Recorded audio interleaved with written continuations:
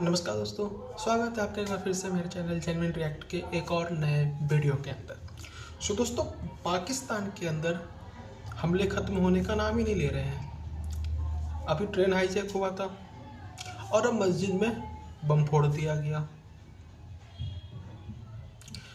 पाकिस्तान ने जो अपने कर्म किए हुए हैं, अब उनको फल मिलने स्टार्ट हो गए हैं। तो नायला जी का एक वीडियो आया है, तो चलिए उस वीडियो को देखते हैं और हम अपना भी व्यू रखते हैं कि क्या हुआ, कैसे हुआ और इस बार वो किसको इसका जिम्मेदार ठहराते हैं। चलो वीडियो शुरू करते हैं।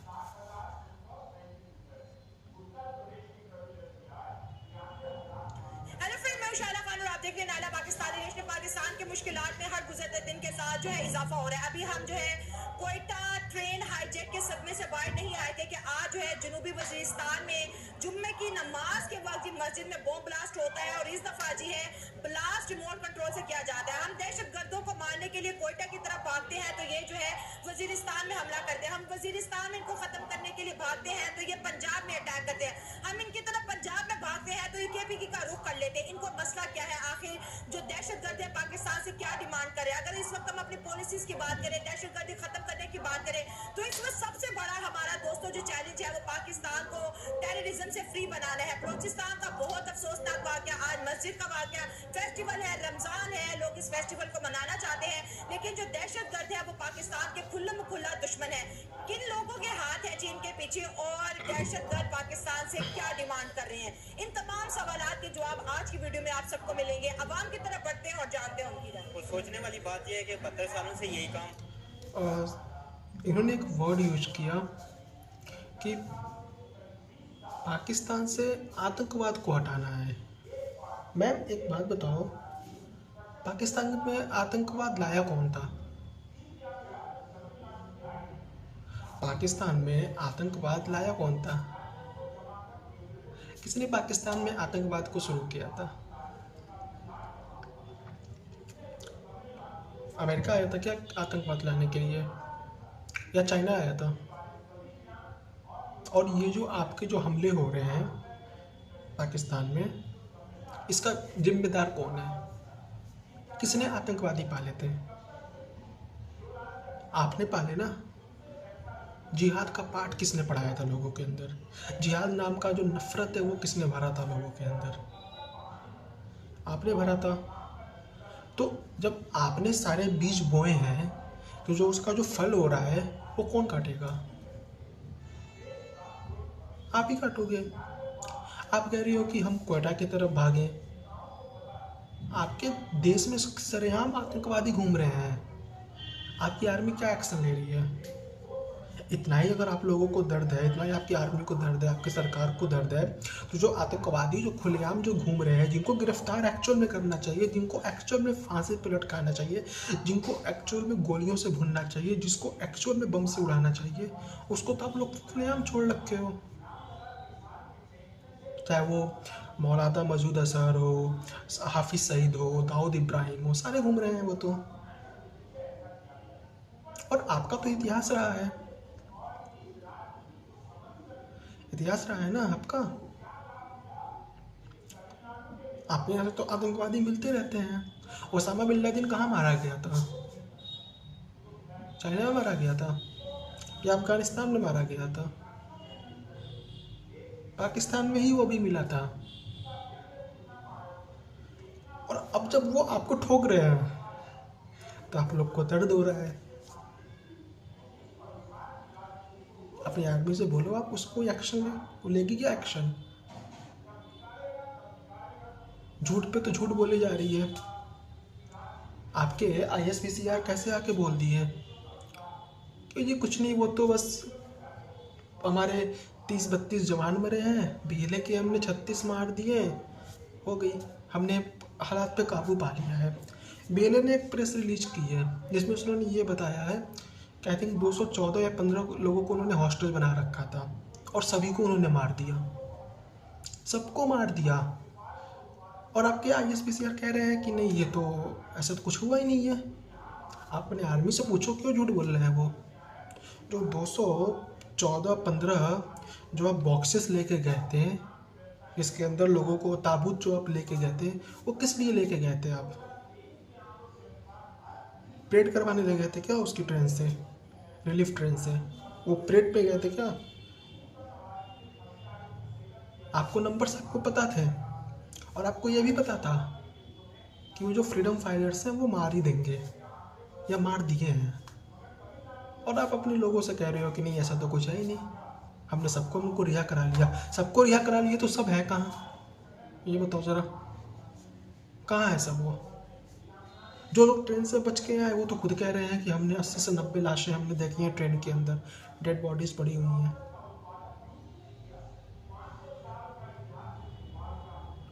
तो दिक्कत तो आपके खुद के मुल्क में है, जो मुल्क चला रहे हैं वो खुद दिक्कत पैदा कर रहे हैं। आप कैसे दूसरे को जिम्मेदार ठहरा सकते हो? और बस यही वज़ीर आज़म और सदर यही करते हैं जी कि वो मज़म्मत करते हैं, हम पुरजोर मज़म्मत करते हैं, सदर साहब पुरजोर मज़म्मत करते हैं, वज़ीर आज़म पुरजोर DGI SPR साहब कर देते हैं। आपने सोचने की बात है कि आपके मुल्क के लोग आपके खिलाफ बंदूकें क्यों उठाते हैं? आपके लोग क्यों अपने लोगों को मार रहे हैं? क्यों वो ट्रेन हाईजैक कर रहे हैं? क्यों वो अपने लोगों को कत्ल कर रहे हैं? इस बात पे कोई नहीं सोच रहा। सोचने की बात तो ये होनी चाहिए ना कि क्यों आपका बंदा आप पे बंदूक उठा रहा है?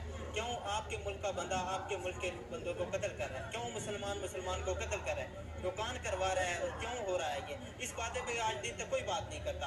ट्रेन हादसा हो जाता है, लोग हज़ारों की तादाद में शहीद हो जाते हैं, सैकड़ों की तादाद में शहीद हो जाते हैं, और बस ये जो है अपने सीट इंजॉय करते हैं, अपनी जो पॉलिटिक्स करते हैं और उस पर मजम्मत करते हैं। तो इस पे ज़रा इस पे भी बहुत ज़्यादा दुख होता है कि जब भी पाकिस्तान में कोई टेररिज्म से रिलेटेड अटैक हो, जैसे आज मस्जिद में बॉम्ब ब्लास्ट हो गया, जो कि निहायत ही अफसोसनाक वाक़या है। अभी हमें तसल्ली दी जा रही थी कि कोयटा के बाद ऐसे हादसा नहीं हो गया, हम ऑपरेशन करें।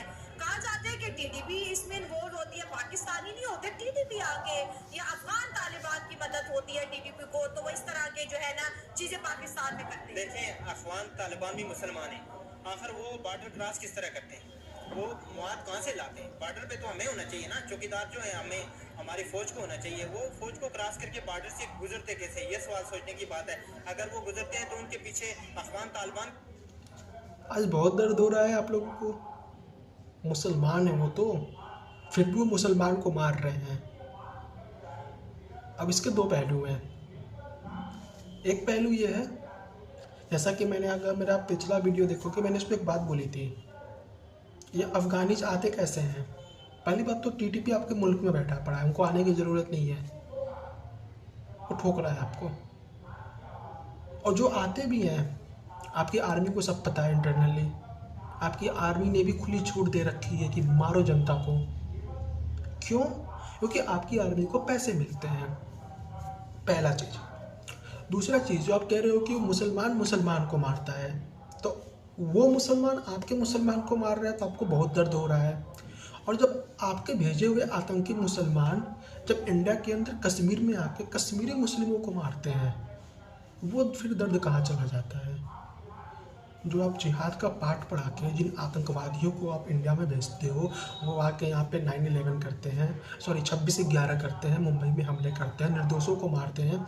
गोली क्या देख के लगती है क्या कि वो हिंदू है वो मुस्लिम है? गोली गोली है, जिसको मारोगे उसको लगेगी। तो जो यहाँ पे जो मुसलमान मरते हैं वो मुसलमान नहीं है फिर? जब खुद पे जब वो चीज़ हो रहा है तो फिर आपको बहुत बुरा लग रहा है उस चीज़ का। उन लोगों को खुली छूट किसने दी? मैं बार बार एक बात कहता हूँ, जिहाद शुरू किसने किया था? पाठ किसने पढ़ाना शुरू किया था?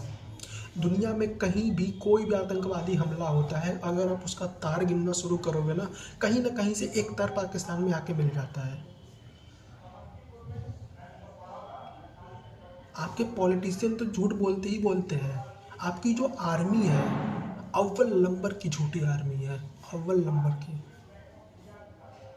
इतनी झूठ बोलती है आप सोच भी नहीं सकते हो ये। और जो आप बोलते हो ना कि हमारी पाक आर्मी बहुत ही इंटेलिजेंट है, बहुत ही बहादुर आर्मी है, सबसे बेकार आर्मी है वो, सबसे डरपोक आर्मी है, बुज़दिल आर्मी है आपकी पाकिस्तान आर्मी। ठीक है? ये जो ISI जो सपना दिखता है ना, कि हम ये कर देंगे वो कर देंगे। कुछ नहीं करोगे, अपने मुल्क को तबाह करोगे और कर रहे हो। और बचा कुछ कसर तुम्हारे अब्बू अफगानिस्तान वाले कर देंगे, तालिबान वाले कर देंगे। वक्त है सुधर जाओ अभी भी। बीच में किसका हाथ है, ये चीज़ भी देखना चाहिए। अफगानिस्तान को ज़रा हमसे क्या मसले मसाइल है, अगर कोई मसले मसाइल है तो वो इंटरनेशनली हम उससे डायल, लेकिन यहाँ पे वो मारते जा रहे हैं और हम मजम्मत करते जा रहे हैं। बात ये पता ही किसी को नहीं है, कौन को भी नहीं पता है कि हम हमारे बच्चे हमारे नौजवान क्यों शहीद हो रहे हैं। इस बात का किसी को अफसोस नहीं है। हमारे फौजी मारे जा रहे हैं, इस बात का भी किसी को नहीं पता कि वो क्यों मारे जा रहे हैं। ये भी ज़रा एक अफसोसनाक सर ईद है और जो जवान है वो वर्दी में हम सबकी हिफाजत के लिए खड़ा है और उसको कौन लोग मार जाते हैं और फिर उनका पता भी नहीं चलता। बाकी बहुत बड़ा सवाल है जिसके ऊपर हमें जवाब चाहिए। सर एक और इम्पोर्टेंट बात है, देखिए अगर हम दहशतगर्दी के टेररिज्म के जितने भी वाकयात हुए हम देखें तो मस्जिदों में या मदरसों में बहुत ज़्यादा देखने को मिलता है कि जुम्मे की नमाज के वक्त जो है बम फट गया। बलोचिस्तान देखें और खैबर पख्तूनख्वा देखें तो ये जो दो प्रोविंसेस है ये बहुत ज़्यादा अफेक्टेड है टेररिज्म को लेके। फिर हम इंडिया की बात करते हैं, अभी वहाँ पे कुंभ मेला हुआ, 40 करोड़ के करीब लोग जी रोड पे मौजूद थे जो कि वो संगम के अंदर जो है डुबकी लगा रहे थे। फिर आज देखिए होली भी उनके कंट्री में हो रहा है, करोड़ों हिंदू जो है रोड्स पे है मनाते हैं। उन्हें ये थ्रेट्स क्यों नहीं है जो हमें मस्जिद के अंदर लगभग 200-300 बंदा होता है लेकिन हम सबकी जान खतरे में है। सबसे पहली बात यह है कि इंडिया में भी दहशतगर्दी थी, ये नहीं है कि इंडिया में दहशत हमसे ज्यादा थी, लेकिन उन्होंने कंट्रोल किया, उन्होंने डायलॉग किए, उनको पता था कहाँ कहाँ से दहशतगर्दी आती। वो दहशतगर्दी भेजी किसने थी? वो दहशतगर्दी फैलाई किसने थी इंडिया के अंदर? अब बहुत दहशतगर्दी नहीं थी बट हमने उस पर कंट्रोल कर लिया। उसके पीछे हाथ किसका था? पाकिस्तान का हाथ था। पाकिस्तानी सपना देखते थे हम इंडिया पे कैप्चर करेंगे। आए थे आपके आर्मी वाले, जूते से मार के भगाए गए थे 1971 में, 1999 में, 62 में।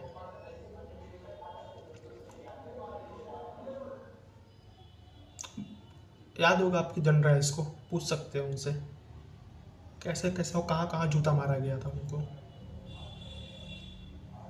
और दूसरी चीज़ कि इंडिया में क्यों नहीं होता, इंडिया में कैसे सारे त्यौहार अच्छे से मन जाते हैं। इंडिया में ना लोग मिलजुल के रहते हैं। इंडिया एक डेमोक्रेसी कंट्री है।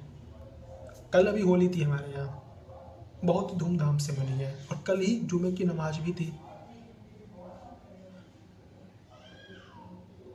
दोनों बहुत अच्छे से हो गया और पूरे देश में कहीं भी कोई एक वाकया नहीं हुआ है, बिकॉज यहाँ पे हम मिल के रहते हैं।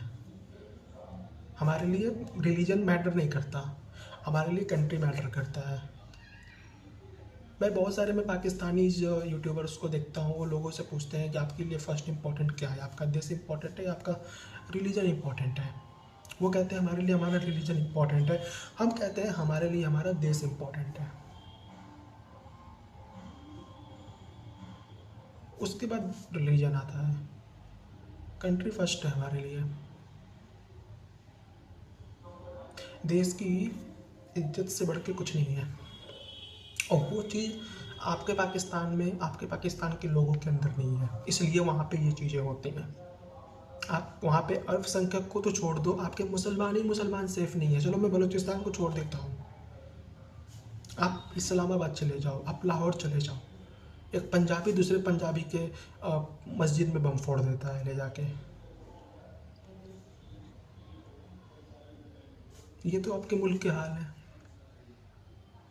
कंट्रोल किया, हमारा कोई कंट्रोल। आज हम मस्जिद में नमाज पढ़ते हैं, बाहर 5 से 6 पुलिस वाले खड़े होते हैं, वो हमारी हिफाजत कर रहे होते हैं। हम खुद कह रहे होते हैं यार क्या हम अगर मस्जिद में अल्लाह की इबादत करने के लिए हम अगर नहीं जा सकते, उसके लिए भी सिक्योरिटी की जरूरत है, तो फिर हमें आज़ाद ही नहीं होना चाहिए था ना।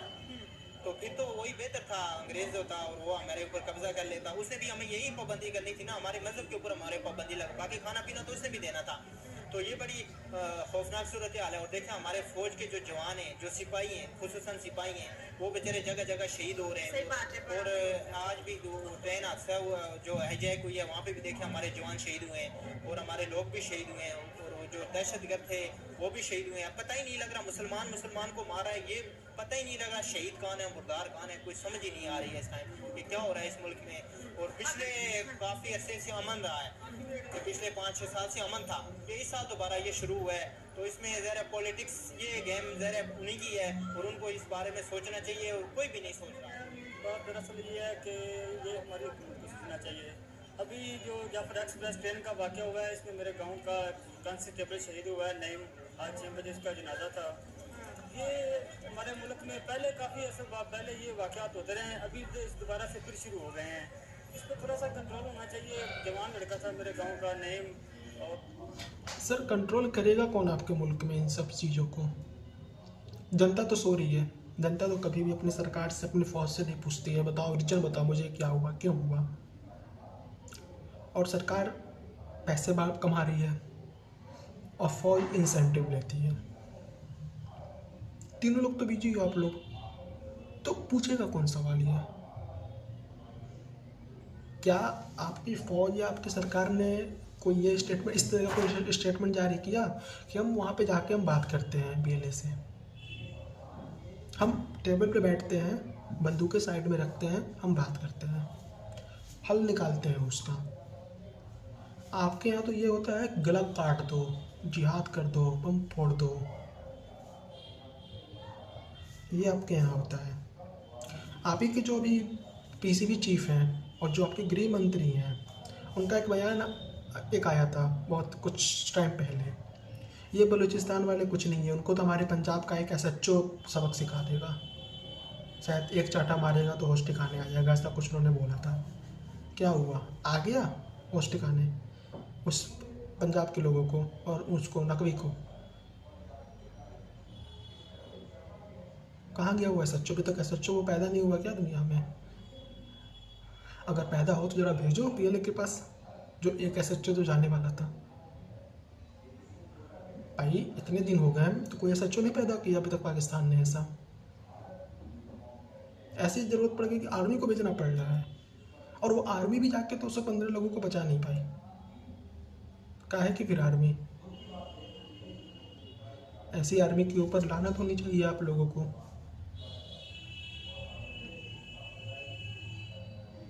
जो आर्मी अपने देश के सिटीजन्स को नहीं बचा सकती है।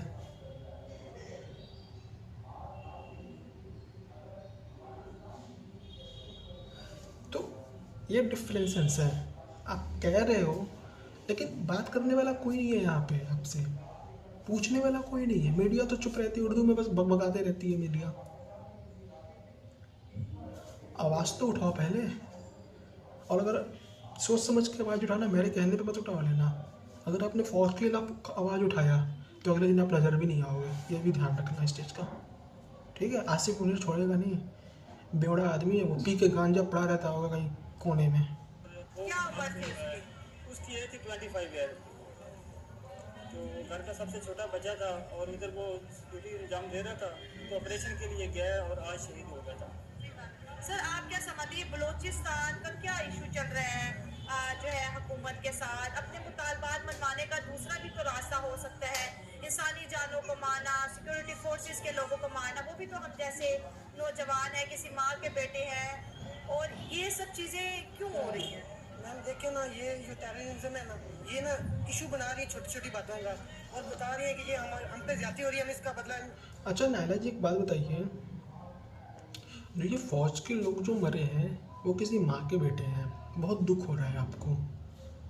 और जो बलूचिस्तान में जो लोग मरे हुए हैं, वहाँ की जो माँ की गोद सुनी हुई है, उनका क्या? उनका दर्द कौन देखेगा? ऐसा नहीं है कि अब बलूचिस्तान में प्रोटेस्ट नहीं हुए हैं, बलूचिस्तान में आपकी सरकार से लोगों ने बात करने की कोशिश नहीं की है, लेकिन क्या आपकी गवर्नमेंट, आपकी आर्मी ने कभी बात किया है जाके?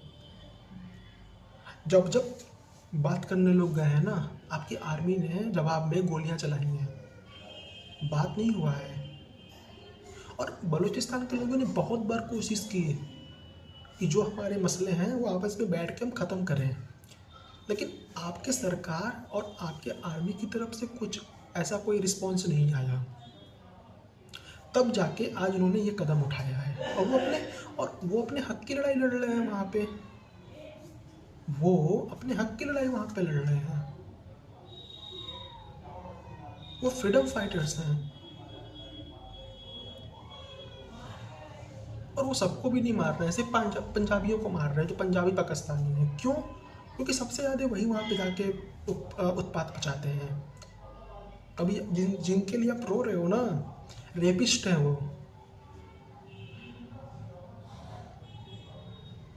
रेपिस्ट है वो।